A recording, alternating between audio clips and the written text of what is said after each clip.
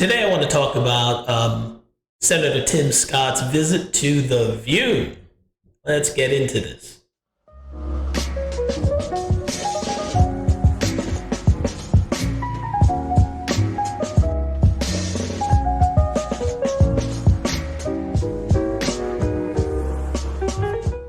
Hello, everyone. This is Keith. Welcome to the Ghetto Sapient channel, your home of inner city intelligence.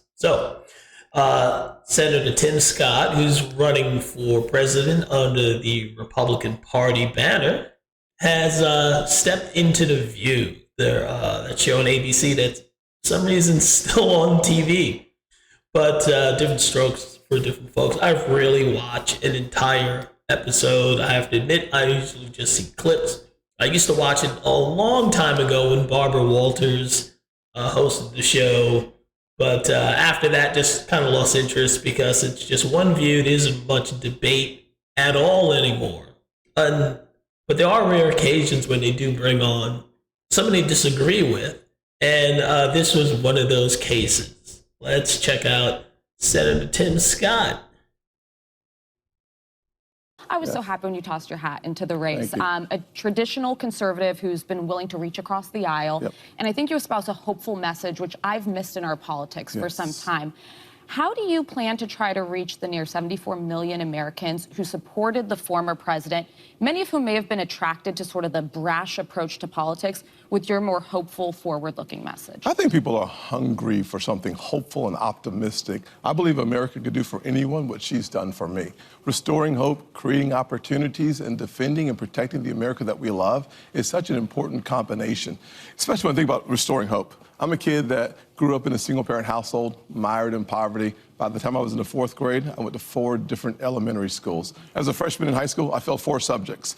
And so I understand and appreciate the importance of hope. One of the ways that we can restore hope in this country is to focus on our education system.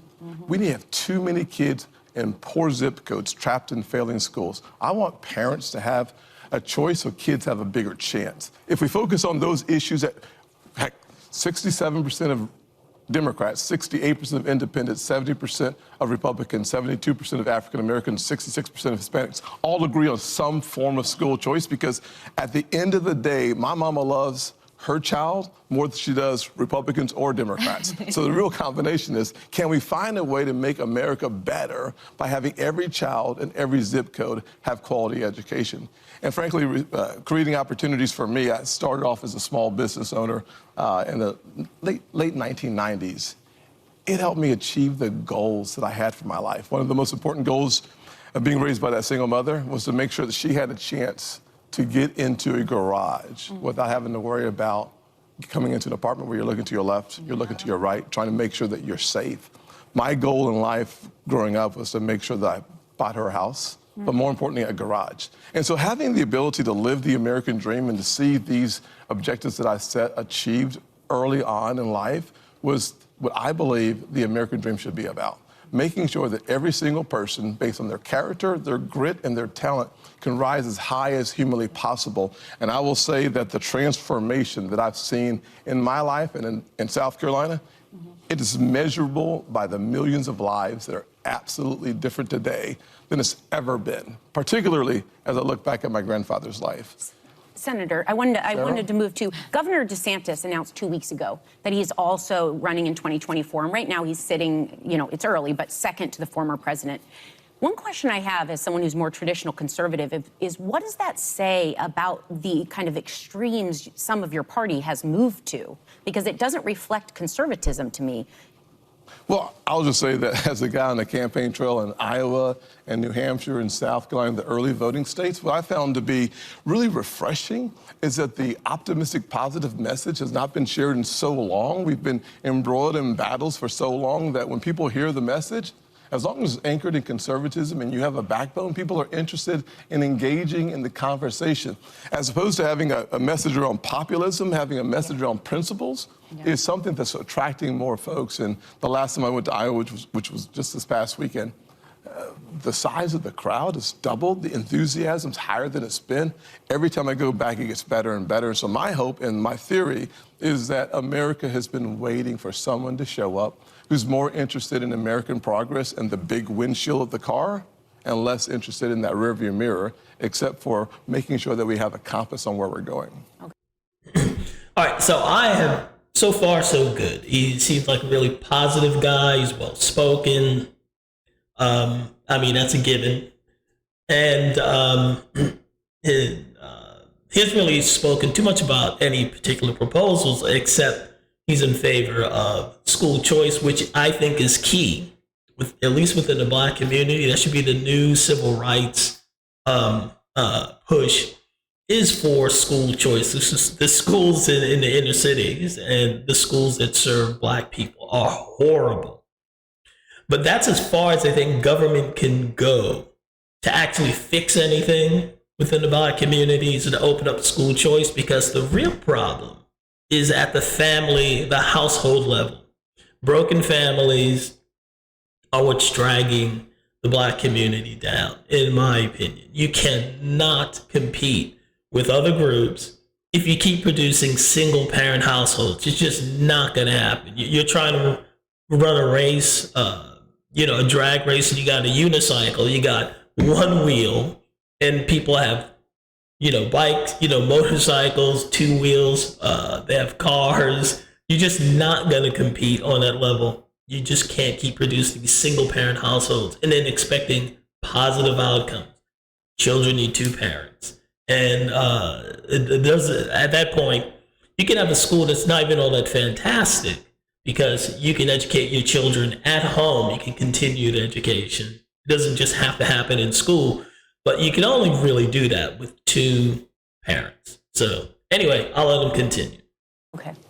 Senator, I am actually happy that you're here. We have some things in common. You grew up in a single family household, single mother household. I grew up with both of my parents, but raised in the Bronx projects amidst a lot of poverty and violence. And you are the first Black senator elected in the South since the Reconstruction. That would be about 114 years. Yet you say that your life disproves leftist lies. And Yes. My question to you is, I'm the exception, right? You're the exception. Maybe even Miss Whoopi Goldberg is the exception. Oh, she's definitely the exception. But we are not the And they can go on and on and on. Obama's the exception. Oprah's the exception. Every NBA player is the exception. Every Black doctor and lawyer, they exist. I remember Biden made some quip about that Black people don't have access to lawyers, something stupid like that. I guess we're all exceptions, and the rule is what's living in the inner city in poverty. That's a ridiculous and limiting and bigoted statement, in my opinion. You're not going to inspire anyone by saying, well, don't look at me, even though I've overcome all these obstacles that are supposed to be out there. Don't look at me. Look at I'm the exception. So don't do what I do. Just complain and bitch and whine and sit on the side and don't participate in capitalism or anything like that. That's a terrible message that you keep hearing from Black people, from the left, white people too, but it's mostly from the left. That story of defeatism. And I think Senator Tim Scott was a little irritated by it also. the rule. And so when it comes to racial inequality, it persists in 5 core aspects of life in the U.S.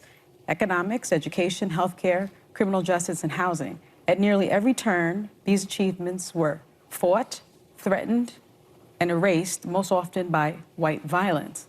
You have indicated that you don't believe in systemic racism. What is your definition of systemic racism? Let me answer the question that you've answered. Or does it even exist in your mind? Let me answer. It doesn't really exist except within the Democrat Party. That is where systemic racism exists. And that's why wherever you have a concentration of people on the left, it turns out really bad for Black people. I'll go in a little more detail, but the Democrat Party, wherever you have a concentration of Democrat politicians, Black people tend to do terribly. So if you want evidence of systemic racism, there it is. The question this way. One of the things I think about, and one of the reasons why I'm on the show, is because of the comments that were made, frankly, on this show, that the only way for a young African-American kid to be successful in this country is to be the exception and not the rule. That is a dangerous, offensive, disgusting message to send to our young people today, that the only way to succeed is by being the exception. I will tell you that if my life is the exception, I can't imagine. But it is. But it's not, actually. It's been 114 years. Yeah, so. Okay, she goes back to the 114 years statement, and I'll tell you something about that right now. What she doesn't bring up is the fact that, okay, yes, in 1870, a guy named Revels, I think it's Hiram Revels, he was elected as senator of Mississippi. He served for 6 years, in the Senate, representing the state of Mississippi. He was a Republican, just like Tim Scott. Why it took 100 years for the South to elect another black person? Well, it's because the Democrats dominated the South for nearly a century, actually.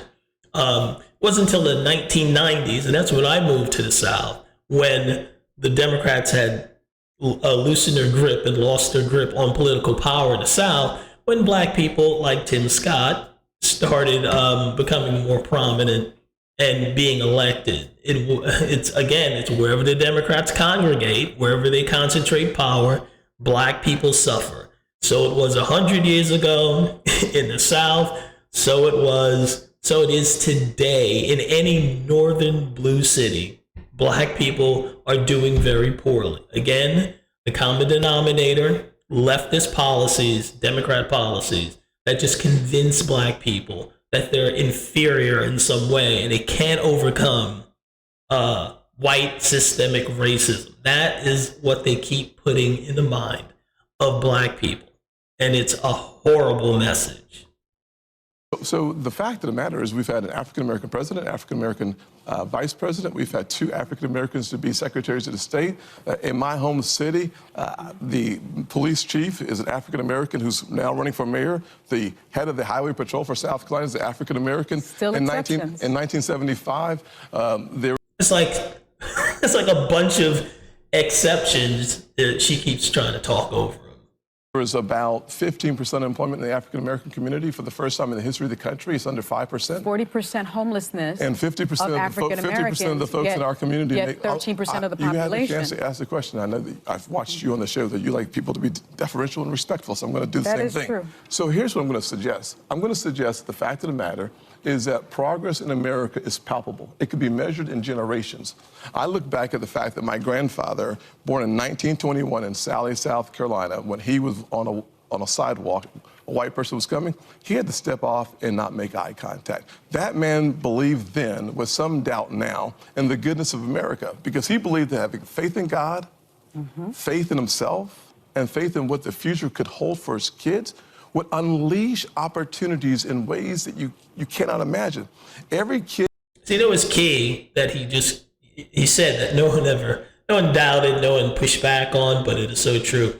It started with faith in God. That is the bedrock where families are built and then generational wealth is passed through the family based on godly principles.